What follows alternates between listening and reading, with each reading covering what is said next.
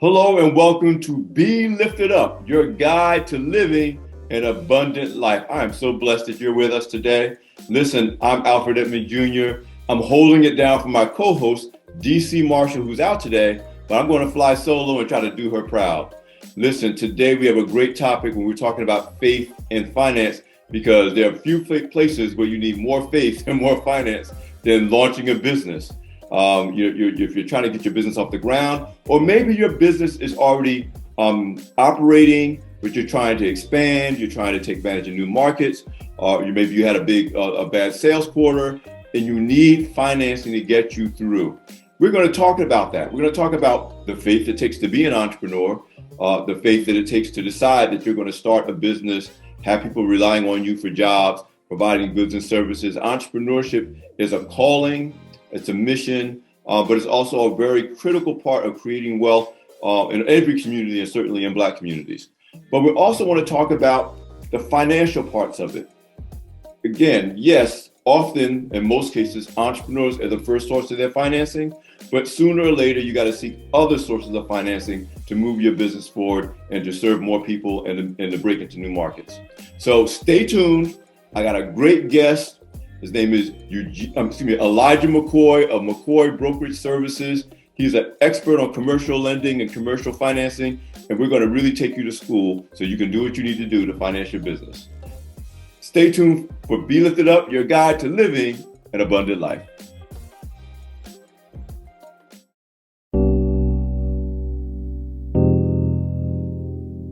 Welcome to Be Lifted Up, your guide to living an abundant life. I'm Alfred Edmond Jr., flying solo, sitting in for my co-host, DC Marshall, who's out today.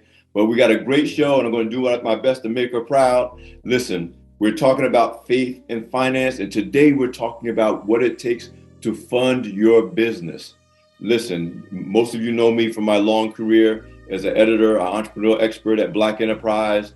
I coach entrepreneurs, I mentor entrepreneurs. Entrepreneurs are my favorite people. I'm actually a geek about entrepreneurship. So I'm really excited about today's guest.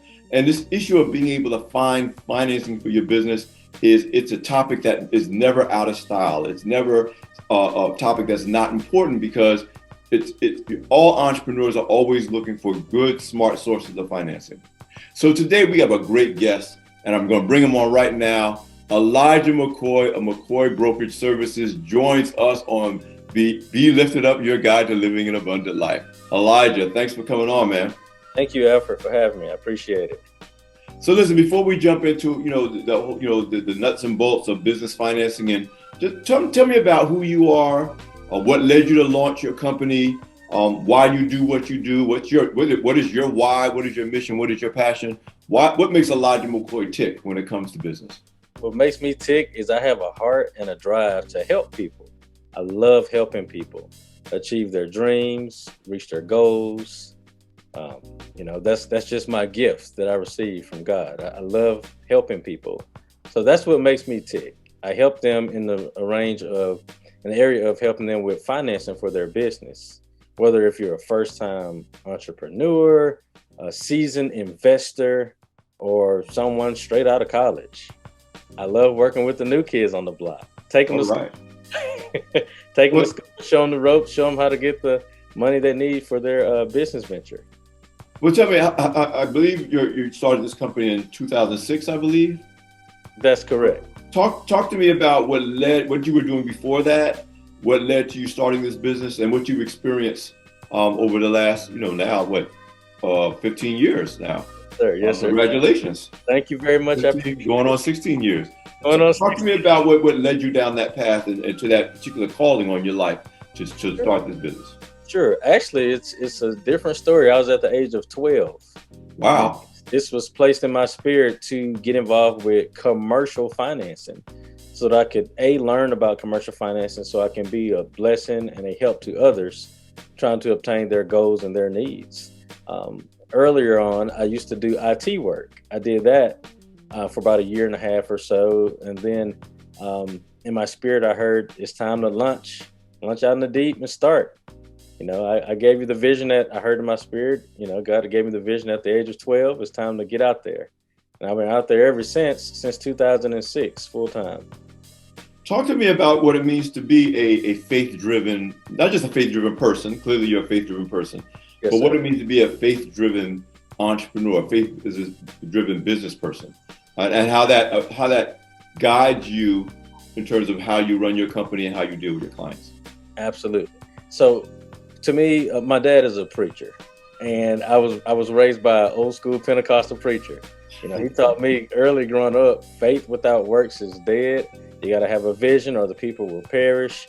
You can't just have faith; you have to put works with it. So, just entrepreneur in general, you have to work, but you also have to have faith behind the work. Like they go hand in hand.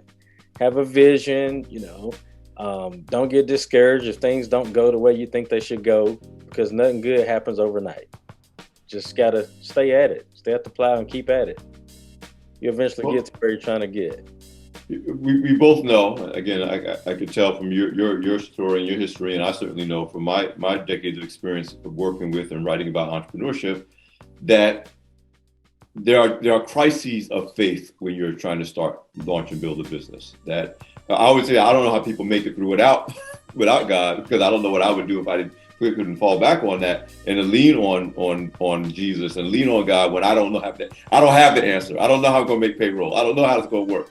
Right. But you got to talk to me about, particularly over these last few years. We've been through a global pandemic. We're actually still in one, but we had the economic shutdown due to the pandemic.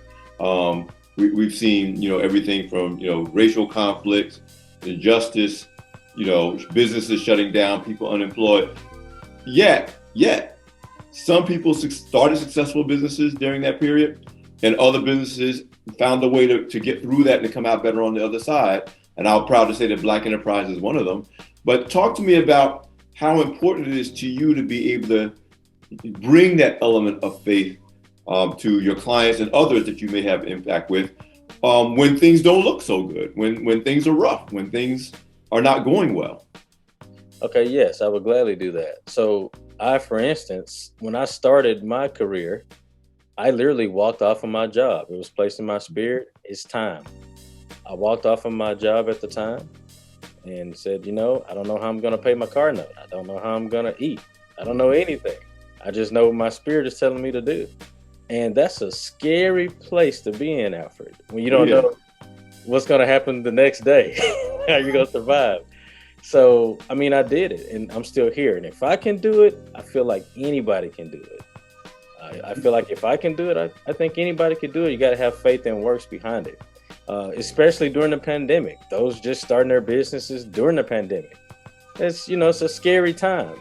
It's a scary time. But as long as you have a drive, don't give up, be encouraged, regardless of the outcome of certain things. Nothing good happens overnight.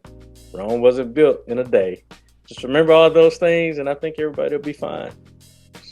Elijah, and I've said this on the show before, both during and since the pandemic, that while it was very rough, and I always tell people I would never, I wouldn't say, it was a good thing, because obviously it was very difficult for people all over the world. On the other hand, God's grace showed through in so many ways in my life. And one of the things that came to me was I came out of it understanding that my resources are not my source, because God took away all the resources. Me thinking, it's my job, it's my business, it's my speaking engagements, and all that obviously disappeared for a few months.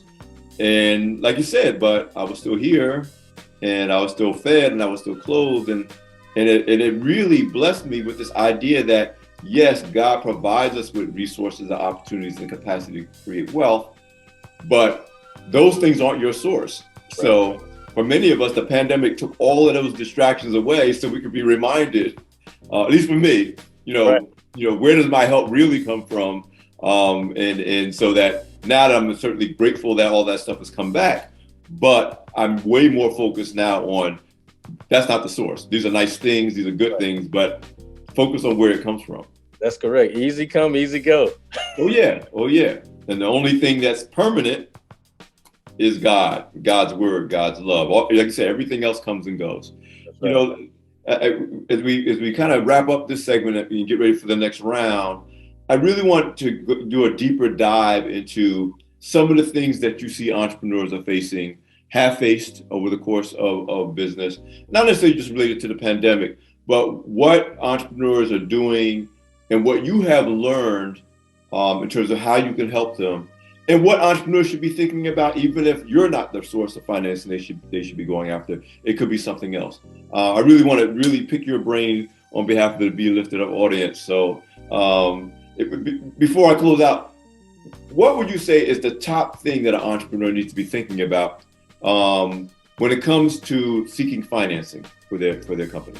The top thing is to always have a plan. You need to have a business plan put together or be in the process of working on one. That's excellent. We're going to jump on that right after the break. This is Be Lifted Up, your guide to living an abundant life. We're here with Elijah McCoy of McCoy Brokerage Services, talking about funding your business, entrepreneurial success. Hold on. We'll be right back.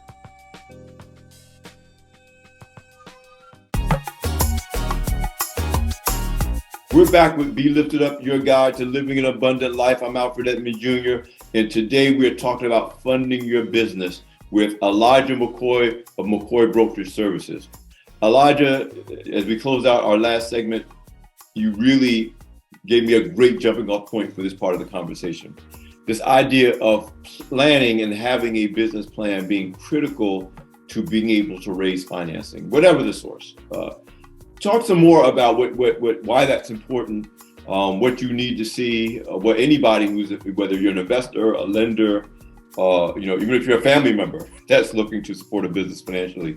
Why is that important, and what do people need to be able to see, or what do entrepreneurs need to be able to show to inspire confidence in a potential funder or investor? Okay, good. That's a great question. One of the main things is, I call it the 5 W's. Who, where, what, when, and why. They want to know, who are you? What are you trying to do? Where are you trying to do it? When? And why? What's the purpose of what you're doing? So whether if you're going to a bank or a family member or a hedge fund investor, what have you, they want to see something on paper. This is even prior to COVID. It's even worse now since COVID because we're still in the pandemic. So the lenders and investors, even family members, if you're going to them for funding, they want to make sure you got some kind of plan put together to where you're confident in whatever it is you're trying to do. And secondarily, banks like to make sure that you have the ability to repay the debt. Meaning, right now they want to make sure you have it's called a secondary source of repayment. So yeah, you want to do this, you want to do that, but do you have income outside of what you're doing in case your project goes belly up? Are you able to still live, or are you all in? Do you have outside income?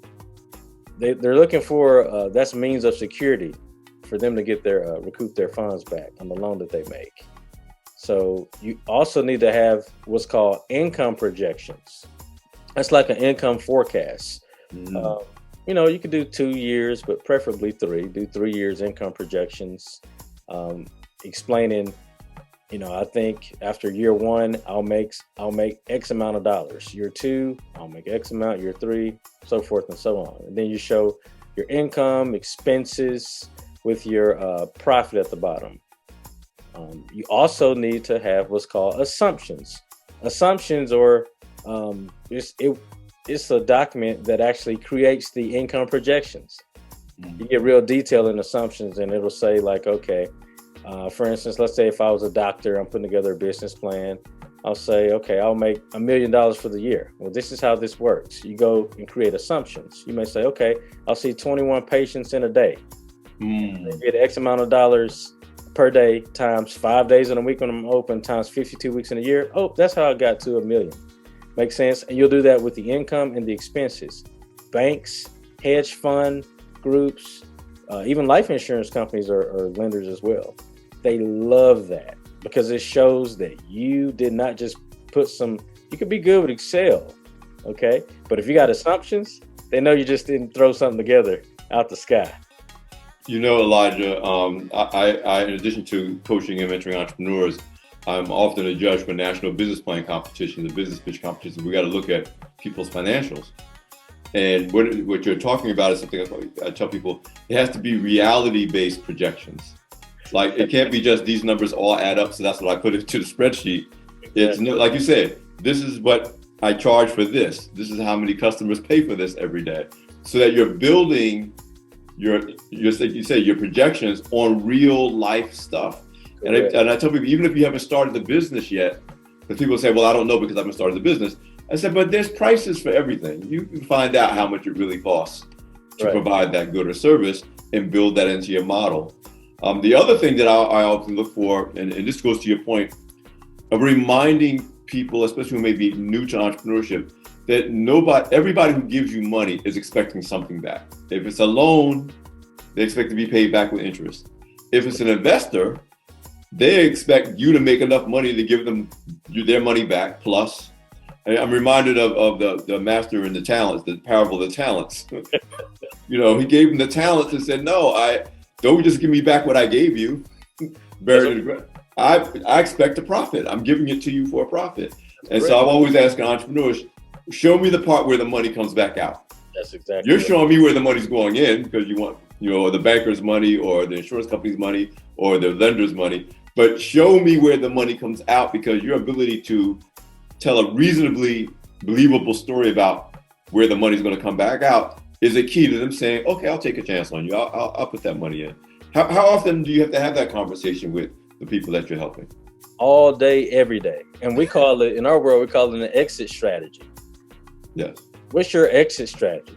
Most don't have one. And that's like, you could write a good business plan, do projections, do assumptions, but in the end, you don't have an exit strategy showing them, okay, in 5, 6, 7 years, I'll make X, Y, Z, and I'll be able to pay the loan back comfortably. They're looking for confidence. You don't have to be head on and actually do that. They're just looking for confidence. As long as you're making your payments, you'll be fine. But they want to see that you have a plan to possibly pay them off with some kind of an exit strategy. Tell me, in terms of the services you provide to your clients, let me back up one bit as I ask this question. Often entrepreneurs are good at the business they're in, but they're not good at the operational and the numbers part of the business. Like, I'm good at making clothes, or I'm good at baking cakes, or I'm good at repairing computers. I'm good at that, but I'm not good at understanding my daily profit margins and my expenses, and how important it is for the entrepreneur, him or herself, to at least become comfortable with the numbers. And at the same time, how valuable is it to have someone like you that says, listen, let me help you get this kind of organized so you understand what you're doing, as opposed to you're doing something every day, but you're not turning a profit. You don't know you're not turning a profit because you're not paying attention to that stuff. Right. It's very important. I have some clients that they hate numbers. It gives them a headache. Okay, but it's really a key driving force of the business. It's like the umbilical cord. It's the life force of the business, the blood.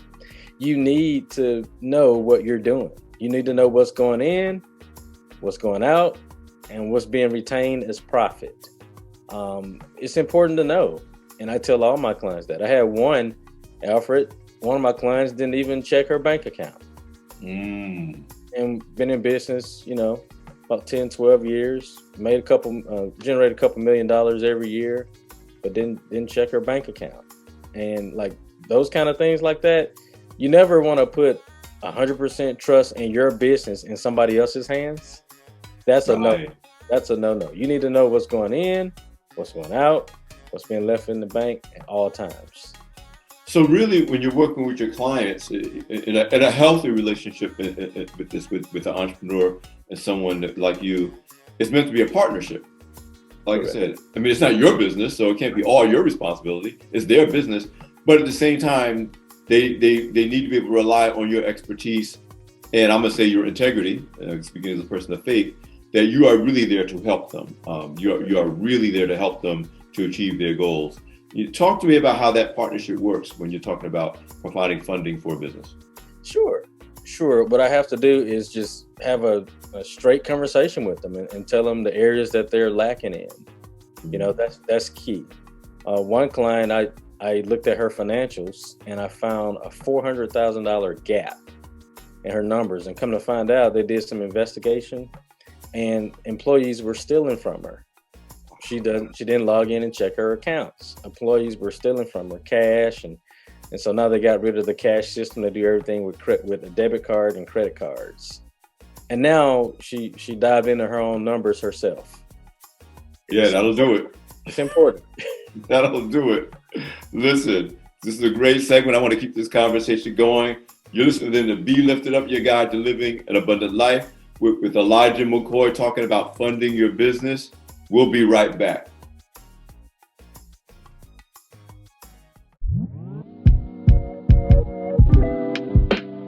Welcome back to Be Lifted Up, your guide to living an abundant life. When I'm talking about funding your business with Elijah McCoy of McCoy Brokerage Services. I'm going to start calling him the real McCoy because he's been dropping some science in the course of this show.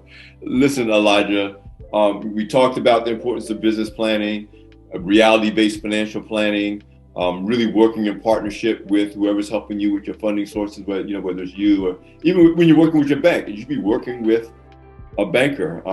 In fact, you just made me think of something else really important, I think, relates to this conversation. One of the things that a lot of small businesses and a lot of small Black-owned businesses found out the hard way during the first round of PPP resources or stimulus checks for the pandemic was that if you didn't have a relationship with a bank already in place, you lost out in that first round of funding. And we all heard the stories of big, giant corporations getting PPP funding and the smaller businesses not getting it in that first round. And the big difference wasn't so much that they were small businesses or even Black-owned businesses, is that major corporations and even some small businesses had banking relationships, and so many small businesses did not. And as a result, you couldn't even get into the application process fast enough to get to that first round of money because you didn't have an automated established banking relationship. How important is it? And I'll expand the question beyond just banking, whether it's a lender, whether it's somebody like you who's a commercial financing expert, whether it's investors, to cultivate relationships before you need the money. So that when something happens, you're not like, you already have established relationships that help you gain access to funding. How important is that? It's critical. You do not want to be what I call a needle in the haystack borrower. Not want to be a needle in the haystack borrower. Like the individuals that didn't have a relationship with the banks during PPP, during the PPP time, during the pandemic, they were lost. Like their applications were just stuck in Nowheresville. That's what I call it. So, but those that had relationships with banks, call the loan officers they'll make a phone call. Loan officers do all the paperwork. Okay, sign here, sign there, boom, done. So during the pandemic, I didn't do a bunch, but during the pandemic, I helped process over about 3.5 million in PPP applications for my existing customers. My existing customers, didn't charge them a dime. Just wanted to let them know, hey, I'm here to help you. And they returned the favor. Since then, they've sent me more business because they remembered that I was there. Didn't charge them anything, but I was there to help them throughout the process. Yeah, I mean, that's the word. I mean, on the one hand, you say, well, 3 million is not that much, but it was when it's needed. Right. It's all the money in the world. It is. And the fact that you came through for them, and I really wanted to drive home this lesson to those who are listening. Even if you're just thinking about starting a business, now's the time to cultivate relationships with people like Elijah McCoy. If you got to look, there's a lot of entrepreneurs that they're banking with somebody, they just never talk to anybody there. They don't, it's like you got money there, you've been banking there for 20 years, but like you said, you're a needle in a haystack. Nobody knows your name, you're an account number, and they gladly take your business, but they're not going to know who you are to be able to do anything for you. That's exactly right. Our late founder of Black Enterprise, the late Earl Graves Sr., used to say that whoever has the best relationships in business wins in business. That business is personal, and again, I just thought that really came through during those difficult first months of businesses trying to figure out what to do when the economy shut down. And again, if you had a relationship, you had a fighting chance. If you didn't have a relationship, if you were a needle in the haystack, it was rough. Absolutely. So talk to me about the things that you're seeing now. We're seeing companies that survived the pandemic, now trying to reposition themselves. You got a whole wave of new businesses that started during the pandemic, and in some ways benefited from the pandemic because it opened up new opportunities. Right. What are you seeing now in terms of the kinds of things your clients are facing in terms of getting funding, whether it's your clients or you're seeing in general that you think our audience should pay attention to? What I'm seeing now is that, and this I love, people are not as scared as they once were. Like scared to take a chance, I mean. And okay, still work on your job, but on the side, in your spare time or during the weekend, pursue something that you love. And people are now opening up even more businesses because they realized during the pandemic, Mr. Employer wasn't really there for me like that. I had to fend for my own. And so they're getting a wake-up call, if you will, to get out there and tap into things that they always wanted to do, that they never actually put the foot forward to do. So I think people naturally, due to the pandemic, are getting more faith. And that's a good thing, because I'm getting people every day, Alfred. They want to open up a business. They want to open up a law firm. They want to open up a medical practice. And then I'll ask the question, have you ever owned one before? Nope, but now I think it's time. I love to hear that, because when they tell me that, they're working with the right guy. I've closed over $390 million in loans. Wow. Thanks to God himself. It's not me. I'm just anointed to do what I do. So, and if a new entrepreneur is coming to me, I'm the right person to help them out, because I have a lot of connections with banks, over 2,000 lending institutions nationwide. Man, that's a powerful message. And again, I want to even just say what you just said, say it again. Often, maybe most of the time, we find our faith in the difficult times. We find, like you said, people have business ideas for decades, and they were comfortable though. They're like, oh, but I'm good. I'll do it next year. I'll do it later. And then, like you said, employers weren't there. Things that we thought we could count on just weren't there for some people for 2 years, certainly for at least 6 or 7 months. And it forced us, and I'm speaking for myself as well, because I did some things that I could have been doing all along that I wasn't doing. That during the pandemic, I was like, oh, I need to do this. And it's like, oh, I could have been doing this all along. Why wasn't I doing it before? But your message about faith being triggered, being inspired, being activated, I guess that's what I'm looking for, activated by difficult times. And I'm seeing the same trend that you are. More people starting businesses. The Black Enterprise Entrepreneur Summit is returned as an in-person event in Philadelphia this year in May. In the number of people I'm meeting who said, I had this idea and I sat on it, but now I'm just going for it. I'm going for it. And you're seeing a lot of great startups, particularly on Black women-owned businesses, which is still the fastest growing cohort of small business owners. But yeah, man, you're absolutely right about that. That said, how valuable is it that you can temper that enthusiasm for going for it with expertise? Because again, it's not as easy as it looks. Right. There's going to be tough times, dark days, no matter how great the idea is, no matter how much people want the product or service, it's easier said than done. How important is it to have a real expert to help kind of guide that scenario? And like you said, to be there when, I wish I hadn't quit my job, or why did I start this business? Everybody has those days like, why did I start this business? I want to be mad at the boss, but the boss is me. Right, exactly. It's very important. You need to have a direct connection with some lending institution or a commercial mortgage broker like myself. Doesn't have to be me. It could be somebody that's just as experienced or even more experienced than I am, because it's always somebody out there better. That's how I think. But if they do come to me, I know the ropes. I know what it takes to get the job done. And I'm going to say for you, they're not better than you. They're just a better fit. There you go. So tell me again, your shoes aren't better than mine. Your shoes just fit you better. So that's right. I love that. Yeah, because we don't bring anybody but the best on Be Lifted Up Radio. Just like y'all said, I'm just telling y'all, we ain't just pick Elijah off of a tree. So listen, we got one more segment, Elijah, I'm really enjoying this conversation with you. I know you're blessing people, people who are existing business owners, as well as aspiring entrepreneurs. And there are people who may not be entrepreneurs today, but 5 years from now, when it's time, they'll remember this conversation, go back and listen to the video on YouTube or whatever. But I really want to kind of get your closing thoughts about what it means to finance a business, why this mission and ministry is important to you. Sometimes your work is not your ministry, but in this case, I feel like it is for you. And give some closing tips to our audience who really want to understand what they should be doing about funding a business. Sounds good? Sounds good. All right. I'm Alfred Edmond Jr. We'll be back with Be Lifted Up, your guide to living an abundant life.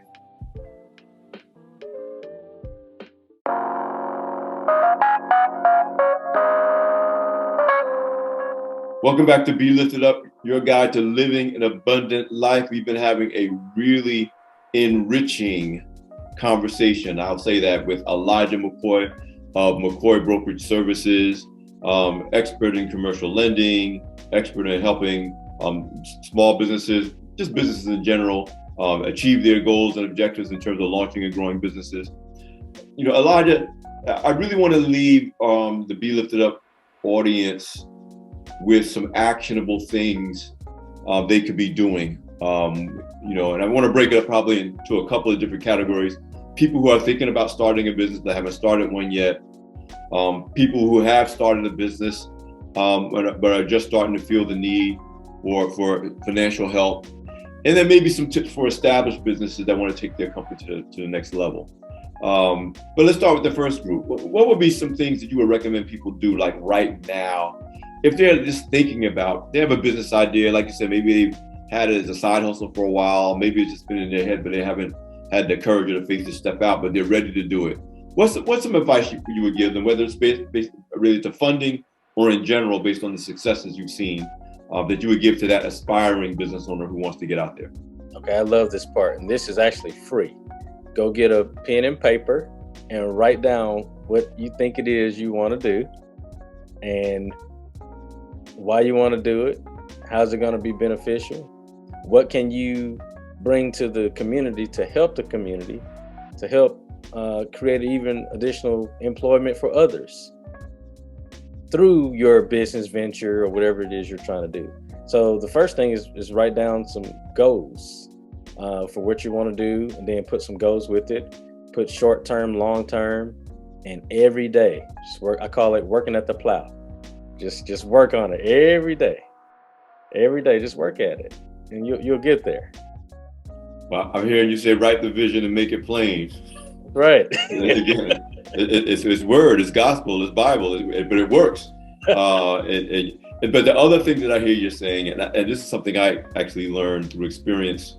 Now I'm going back to like 30 years ago. The first time I read Think and Grow Rich, A Black Choice by Dennis Kimbrough, one of the things I got out of the book, among many things, was this idea of, if you set a goal, you should do something every day toward that goal. Doesn't have to be big, it could be a little thing. But if you're doing something every day, it's a real goal. And I know for me, what I did, I had a list of goals for the year. I call them my esteemable goals. And I write down, let's say there's 10 things on the list at the beginning of the year. And then at the beginning of the day, I look at it, and at the end of the day, I would ask myself, did you do anything toward any of these goals? And Elijah, what I figured out, that by the second year, there was probably 3 or 4 things on that list that I would go months without doing anything. Right. And I said, okay, well, take it off the list. It might be a nice to do, but what you tend to do something every day tends to actually happen. Right. Faith is activated by action. God is doing it, right? But your willingness to act is what makes God say, okay, I'll do it, because I see you're serious, because you're actually doing something toward it. So I like that whole thing about, once you set the goals, once you got this idea on paper, do something every day. Every day. People say they don't have time, and I'm like, well, you got 24 hours. And let's say you work for 10. Nobody really works 8 anymore, I guess. You work for 10. That leaves 14. You sleep for 8. That leaves, you got 15 minutes a day, 20 minutes an hour a day. Right. To work on your vision. Correct. Correct. People make time for what they want to make time for. People make time to go to a football game. We can take 5 minutes, and I love football. I love basketball. We can take 5 minutes out and, write down some goals and put your vision down on paper. In the end, that will help them and their own families around them. You're thinking about finding time. Once I got serious about protecting my time, and I consider time the ultimate currency, because you don't know how much you got, and once you spend it, you can't get it back. It's more important than money. It's more important than anything else. There are TV shows that I've only seen a couple of episodes of, because I'm not willing to commit like an hour every week to this particular show. Like I could do it. I may have one show that I watch every episode, but that's the only one. I can't do that for 3 or 4 shows, because every show I commit to is another hour I'm giving up that I could be working toward one of my goals. Right. So tell me about what you would recommend. Let's say I'm an existing business owner. I have a business. It's reasonably profitable, or maybe I don't really even know. Like you said, a lot of entrepreneurs run the business, and as long as the business doesn't collapse, they think it's doing well. Right. But it's possible to run a business for a very long time that's not making any money. That's good. So what would be your recommendation for someone who has an existing business, but may not be really on top of the financing and the funding, or maybe missing opportunities because they're not really looking at what they can fund? I would suggest that they sit down with a seasoned, and I keep saying that for a reason. Do not want a new person on the block, a new kid on the block. Nothing is wrong with that. But if you're a seasoned investor or a seasoned business owner, you want to sit down with a veteran as well that can guide you through the process. They can look at your financials and tell you right away what's missing, what's the missing link, where are the holes at, where's the money going. They can look at that stuff and point it out to you, because typically a day-to-day owner-operator, they're not looking at those numbers like that. Most don't even check it. Some do, but some look at it, and as long as it's looking okay, it's fine, but they don't see all the little holes in it. You need a seasoned investor, look at your numbers. They can show you where you can improve in certain areas, and they'll be able to tell you, okay, you need to cut down your expenditures. You're hiring too many people. You don't need a greeter at the door in a medical office. Let the receptionist also be a greeter or something. You could find ways to cut down some of the expenditures. And so, you remind me of a great piece of advice I got from one of my entrepreneurial mentors that I pass on. He said, most businesses don't collapse because of a blowout, like a tire that blew out, the car crashes. It's the slow leaks. It's the tire pressure's off and the car's still rolling. You think everything's fine, or the oil is leaking, or it's the slow leaks that kill businesses over the long run, precisely because you said people are so busy running the business, they're not stopping to realize, you know what, my travel expenses went up. Why? Right. Well, because people started flying first class instead of coach, and they ain't saying it to you. Why is my margin shrinking even though I'm selling more product? Like you said, taking the time and having a seasoned expert or a business owner or to say, listen, let's go through this and find out what's different. It's just really important, even though a lot of entrepreneurs don't feel like they have time, or they don't want to stop to do that. It really is, Alfred. I want to tell you about something. You ever went to a drive-through, and then at a drive-through you got, let's say maybe you got 2 or 3 napkins in your bag, and then you go to another drive-through, and they may give you like a handful of napkins. Those are slow leaks. That eventually will drain the business. They're spending so much on supplies without getting a return on. So that's the kind of stuff I'm talking about. That's a great example, because we think the food business is about selling food. So as long as they keep track of the food, it must be okay. But yeah, I see, again, if you look at some of the places, they have young people who they're doing their job, but they don't care how many napkins you get. If you don't set a policy, they'll grab a whole handful and throw it in the bag. That's a great example. That really is a great example. Right. Talk to me, Elijah, about the established business owner. Maybe he has some systems in place, but he wants to grow. He or she wants to grow. He or she wants to enter new markets. but they can't do it based on their operating capital. They need some other funding to be able to take advantage of that and to make it pay off. What is the advice that you would give them right now if that was their position? What should they do today? Go sit down with a commercial mortgage broker. Sit down with a seasoned commercial mortgage broker. Show them all your taxes, financials. Within minutes, we can pretty much tell you what you need for your business and how we can get you the financing vehicle to grow your business. We can show you how to get the capital that you need to grow your business and take it to the next level. How important is it let me say it a different way. How much value do you bring as someone who can educate entrepreneurs about how to evaluate what's a good deal for them in terms of finance? Like, all money ain't smart money, Right. But talk to me a little bit in the time we have left about the value you bring in helping entrepreneurs, to educate them a bit about, this may not be best for you, even though it looks like a good number. This might be better for you. The terms might be better. The way it's structured might be better. Talk a little bit about that before we close out. What we do, we shop the marketplace for the consumer versus them going around to every bank getting hits on their credit. We can shop it with 100 banks if we choose, with no hard inquiry on their credit initially. We can get term sheets and loan offers, loan proposals with no hard hit on their credit. And we'll tell the customer, okay, this is best for you if we go down this road or this road. In the end, you'll be here. You'll save X, Y, Z. So we're financially advising them on their business to show them how to grow even more so. Elijah, listen, man, I want to thank you on behalf of my co-host, DC Marshall, who couldn't be here. When she hears this conversation, she's really going to be like, oh, I should have been there. She's serious about especially women-owned businesses and Black women-owned businesses. And she's really going to appreciate all that you blessed our audience with, just as I do. Thank you so much for being our guest on Be Lifted Up, your guide to living an abundant life.